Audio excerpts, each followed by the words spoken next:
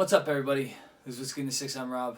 Doing a little bit of a rundown here. I have the Longrow 21 from 2019, the Longrow 11 Re-charred Sherry Cask, and the Longrow 15 Port Cask. Now, both of these are Springbank Society bottlings, so in order to incorporate these into a review, I decided to do them alongside this beautiful new release.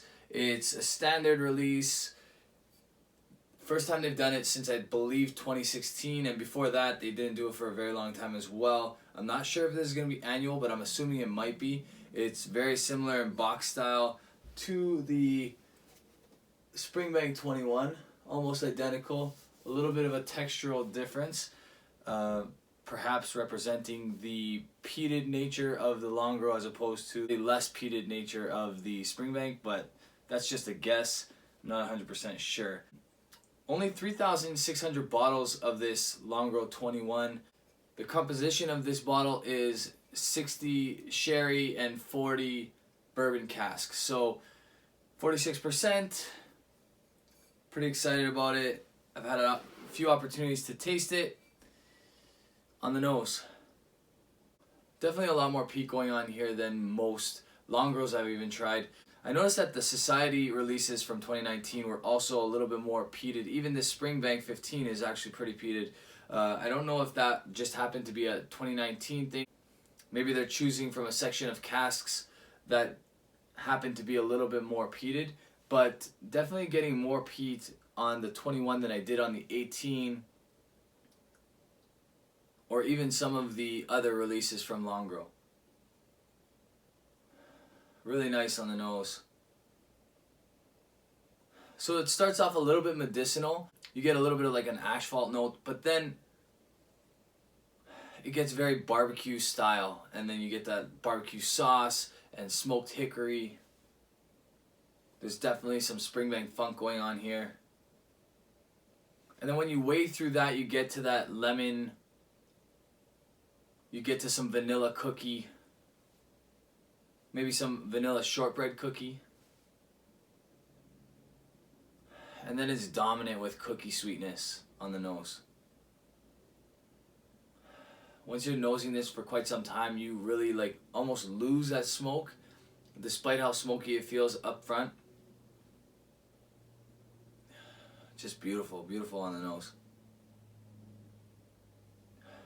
On the palate,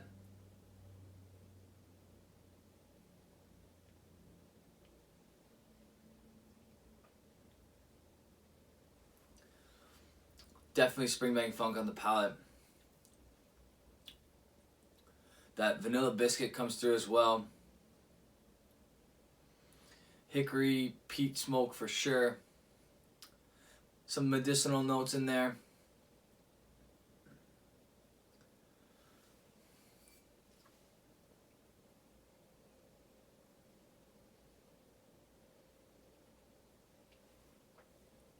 Up front, you get a little bit of that sherry cask influence with some raspberries. Some maybe dark chocolate in there as well, coming from the sherry casks. Maybe a bit of a coffee note as well in the finish. That's really nice.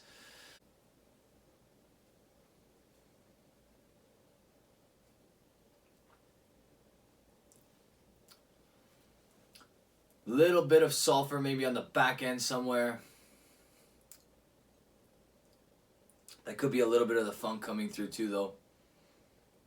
Nothing off-putting, nothing upsetting. Really nice. This is excellent whiskey. I really like this. I think it's pretty expensive. The bottle cost me, that I bought from the UK, about 400 Canadian-ish. And then that tariff snuck its way in because I had mine sent to the United States first. Ended up costing me a lot more than I expected.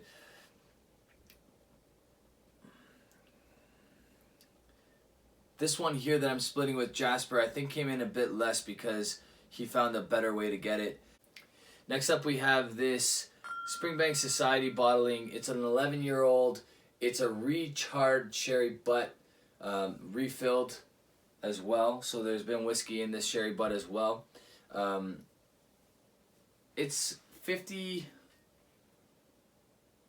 This is 56.9%, so it's heavier in ABV. That's why I decided to do the 2 Society bottlings after the Longrow 21, because the Longrow 21 is 46%. Okay, very similar peat notes to the 21 on the 11. Although I will say that the 11 might be a little bit less peated. That's possibly because this has been open for a bit longer. But I do remember this 11 being less peated than this 15 Springbank when we first opened it. This is way more on the lemon type notes on the nose. Maybe like a lemon bread.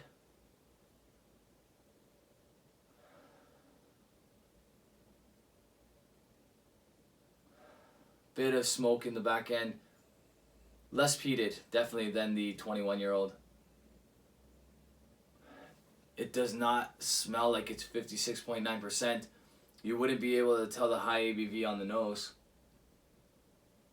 Just a really nice, like, lemon custard kind of note coming through on the palate.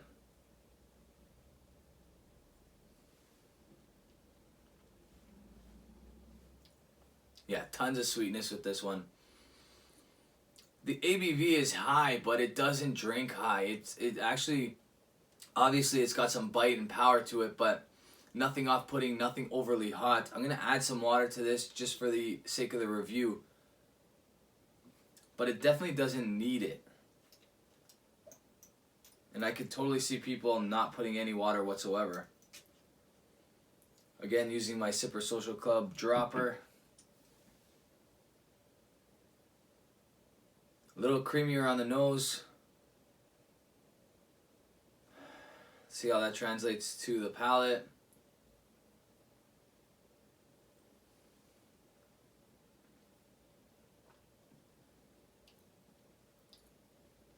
Yeah, lemon, cream,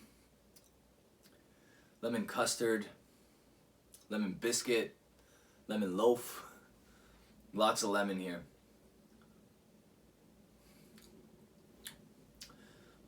There's a bit of an ashy note in there as well. Definitely some barbecue style notes.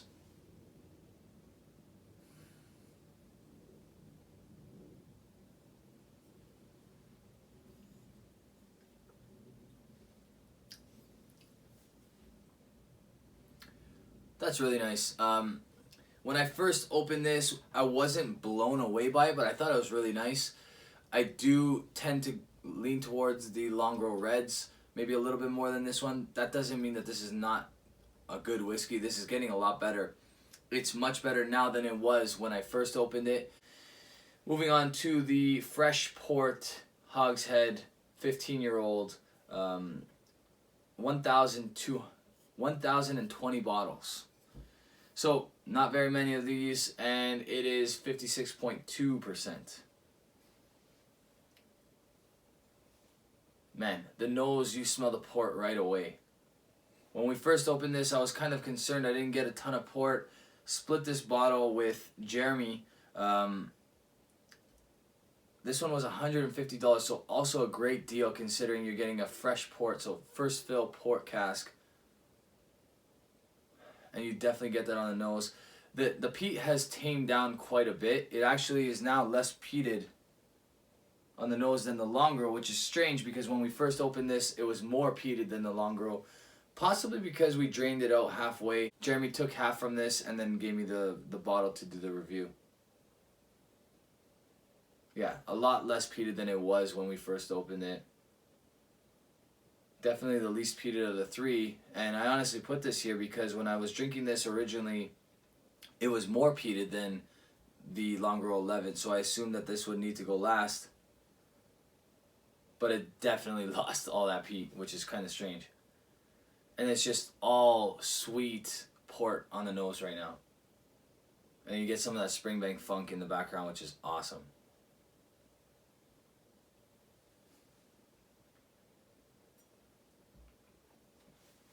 Wow. Okay, more peat on the palate than on nose for sure. A little bit more Springbank funk on the palate for sure. Really good. Raspberry jam, blueberry jam maybe. Maybe some strawberries in there as well.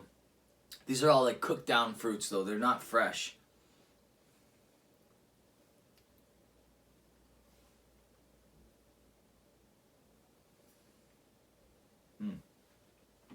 Gonna add a drop of water here, but again, doesn't drink like it needs it.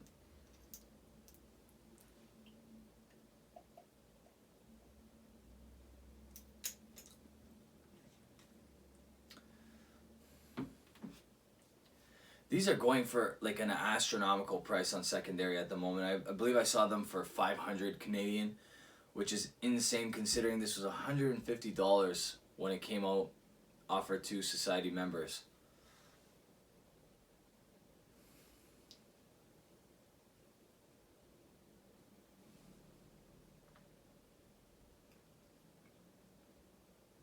Wow, yeah, that's really nice. With water, it definitely improves it. Even sweeter, more chewy. All those like berry compotes on the palate. Definitely cooked down fruit, cooked down berries, blueberries, strawberries, raspberries.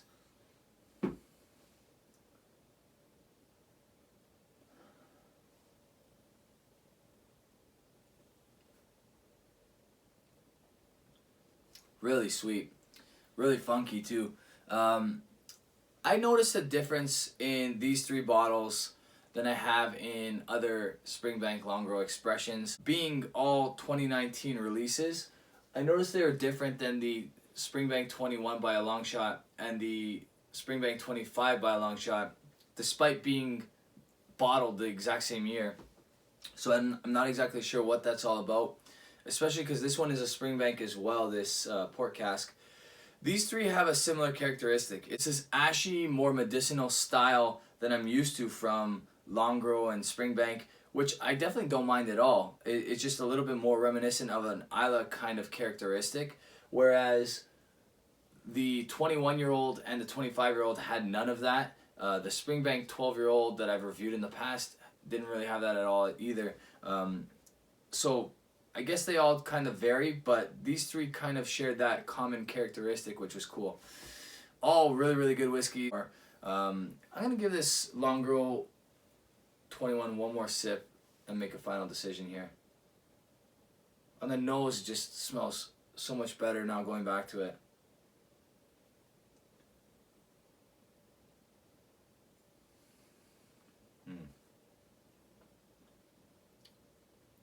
Yeah. This is a 91. Really nice. Interesting funk and ashy, kind of almost gunpowder type note on the finish, which these guys all kind of share, but definitely more refined. Obviously this is 46%. These are higher ABV, but I added water to these two here, and this one still just drinks so smooth.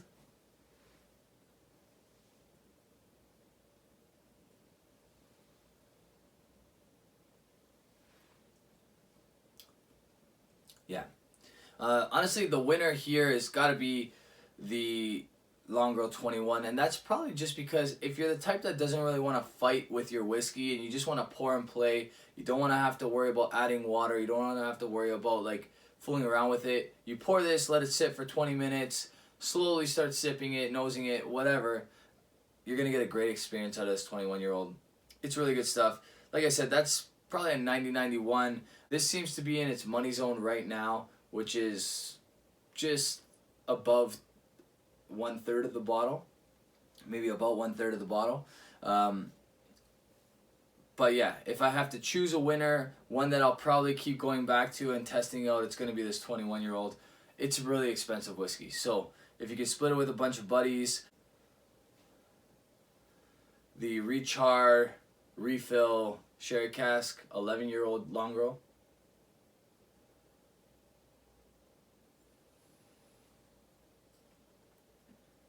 Yeah, Also really nice. This is more the fresh lemon, citrusy kind of notes. This one is probably an 89, possibly a 90. Really nice stuff. Great price, $110 original price. Like I said, the secondary has gone up substantially on this one, but still great value if you could get it at retail. The 15-year-old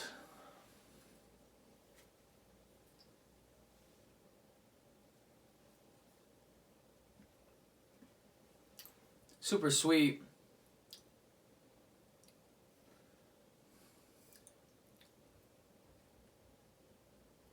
I would say that these two are interesting because they're not what I've come to know Springbank to be. Maybe that's the whole point of the Society casks, but I do really like these. This is probably a 90 for me. I would say that these are probably a tie. They're just very different. This is on the sweeter, less peated side now, whereas this is more on the fresh, slightly more peated now. If you have the money or you want to split with some buddies, this is definitely the winner. But if you're a Springbank Society member, I highly recommend you start buying the bottles if they're all like this, because these are the only two I've tried so far, and they are awesome. I would definitely blindly purchase every single one that comes out when I get the chance to. So there's that. If you like this video, guys, give it a thumbs up. If you really like the video, you can hit the subscribe button if you haven't already. Hit the bell to give you the notifications for when I release a video. You can check me out on Instagram, Twitter, Facebook, and you guys can also support this channel on Patreon. Cheers.